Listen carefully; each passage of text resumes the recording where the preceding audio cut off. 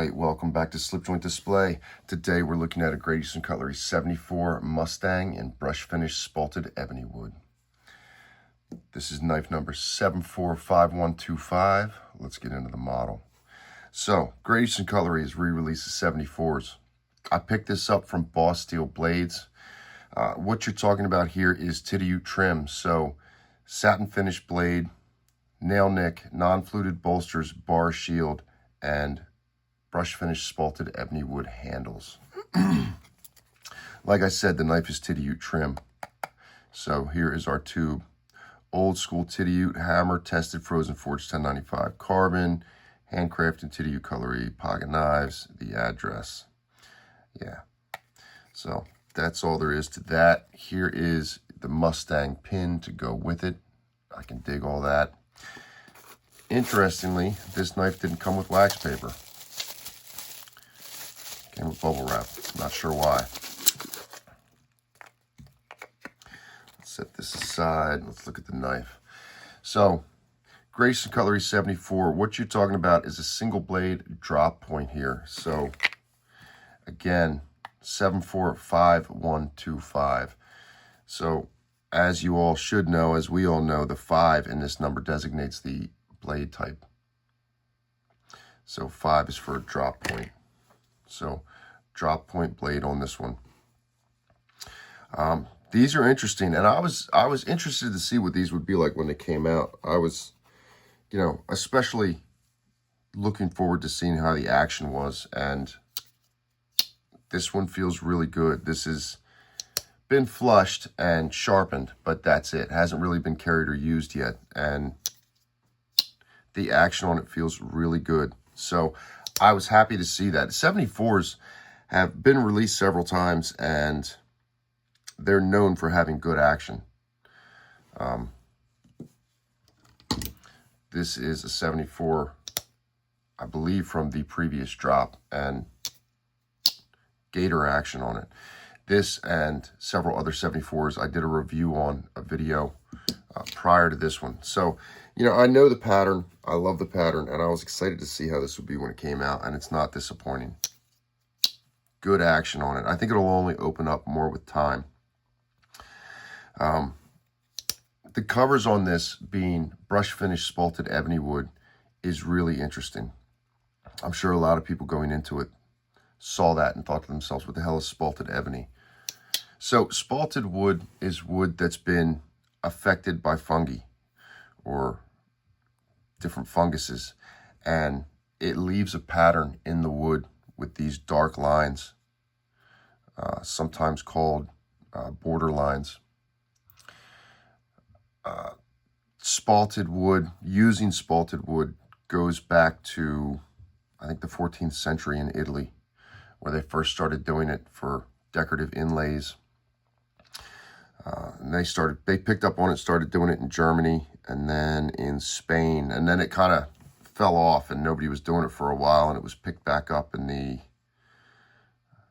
20th century.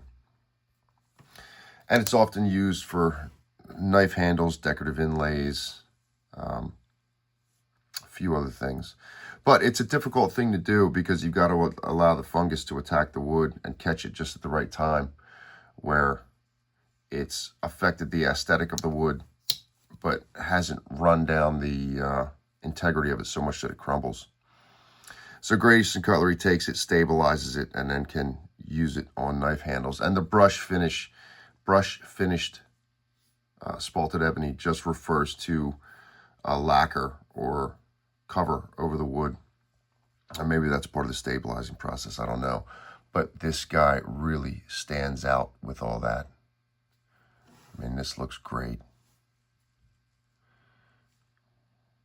You can see all that in there. I don't even need to point it out. You can see it from a mile away. This guy is really exceptional.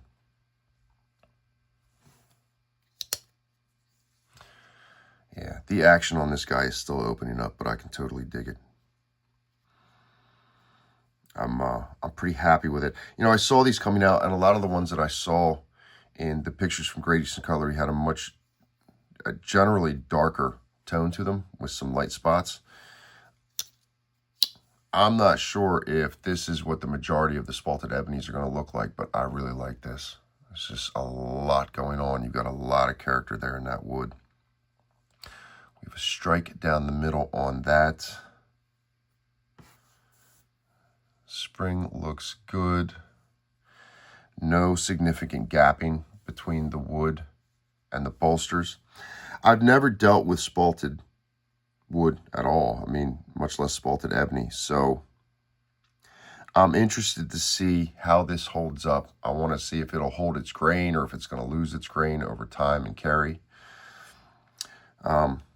It's my understanding that the numbers on these are pretty low, which would make sense because, I mean, this is a difficult thing to execute. I mean, just getting the wood in good enough condition to use it, it's my understanding that it's hard to do. So I'm sure there's going to be a lot of people in the community collecting these and keeping them as safe queens.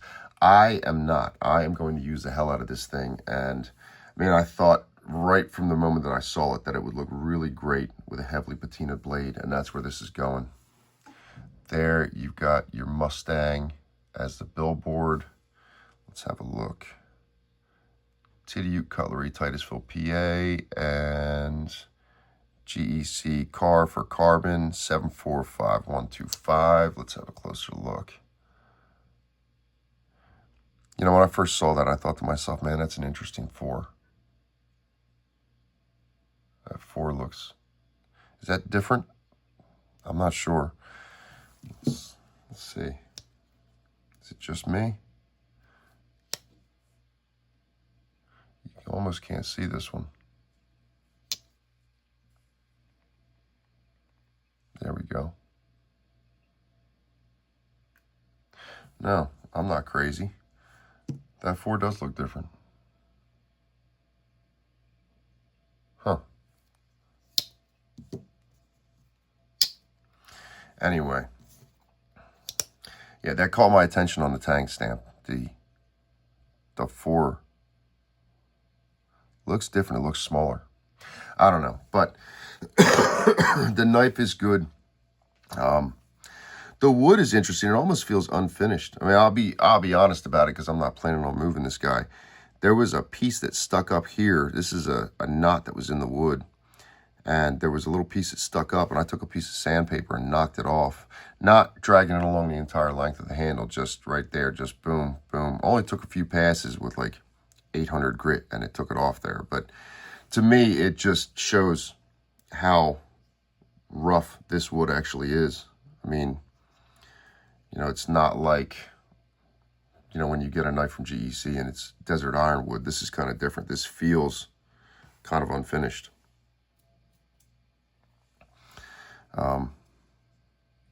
And you can still, if you get just at the right angle, almost catch that knot. I don't think much is going to be, you know, I mean, there you can see a little bit. But that's cool, man. I can dig it. This spot right here is interesting. Yeah. It's an interesting cover choice. Dig the bar shield. Transitions feel good. The shield may as well not even be there. The pins, some are flush, some are sunk. I can dig all that. Fit and finish wise, the execution on this is really good. The blade is good. Interestingly, this blade had some kind of a something on it when I got it. It was not a clean blade. Almost seemed like some kind of a wax was put over the blade and really hard to get off. I originally put KPL on it, and you know, I was flushing the knife with KPL, so I figured I would put some KPL on it and just try and clean it.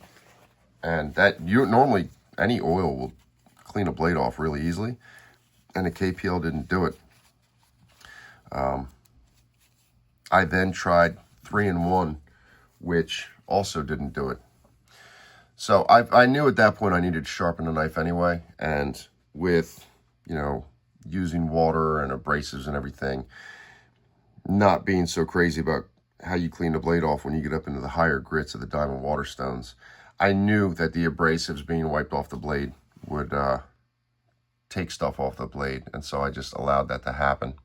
With the diamond plates, you got to be careful on how you get it off. But with the diamond waterstones, you're talking about really small abrasives, and it helps to clean the blade off. But you can still see some of it there from down in here. And if I took a cloth rag and wiped that, it would just streak up the blade.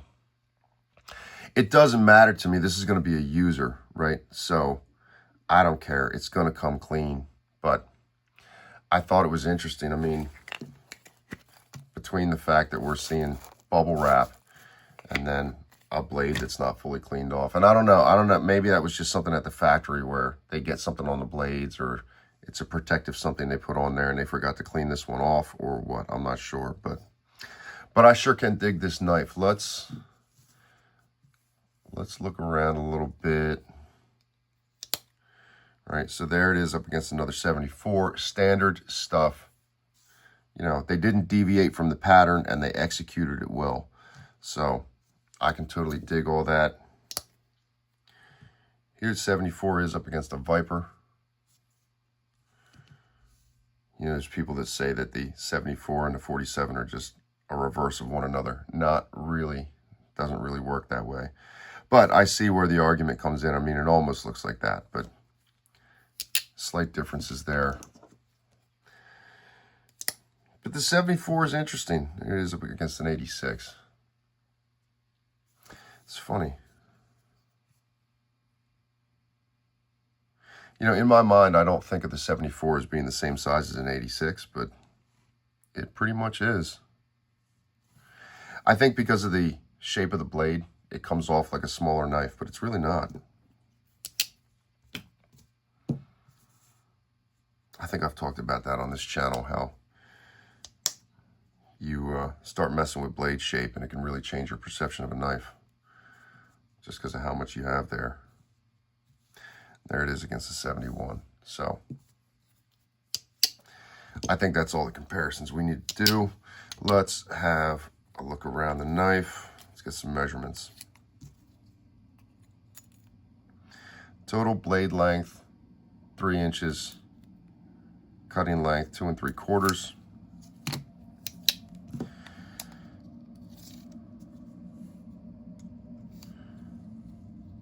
And then handle length, just a hair under 4 inches. Right, so that's that. I don't know if this is necessary, but it is a thin knife. And if you've got one, you know that it's a thin knife. I mean, it rides thin. You can drop this into a pocket if you're doing a slipless carry, and it's really not substantial in the pocket. Let's have a look for gaps.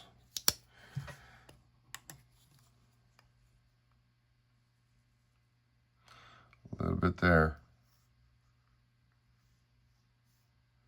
Yeah. A little bit of gaps in there.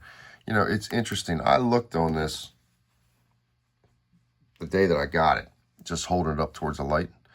Not flashlight, but just towards the light in the room. Didn't see anything coming through. So it's interesting that I do have some space there now. Maybe it was maybe I was in the process of flushing. It was oil. But nothing you can see from the outside, I don't think.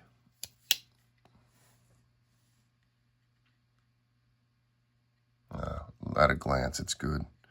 Might have a little bit in there, but whatever. And we are very close to flush at half, but not quite there. In the open position, we are good to go. Everything is solid and flush.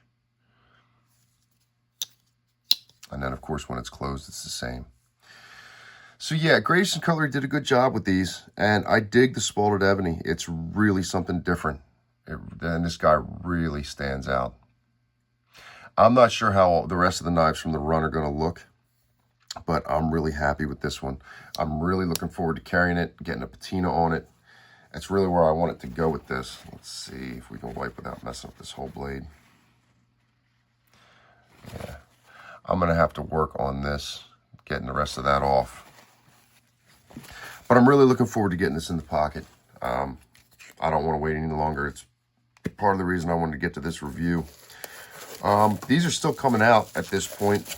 What do you guys think? There's a few different wood options. I mean, spalted ebony is one of them. They're doing a jig bone, what I believe is a Makassar ebony. What are your thoughts on the 74 in general? Do you have one? Did you have one? Is it one you wanted to chase, one you wanted to pick up now that they're coming back out? Get down in the comments, guys. Let me know what you think, and I'll see you on the next video.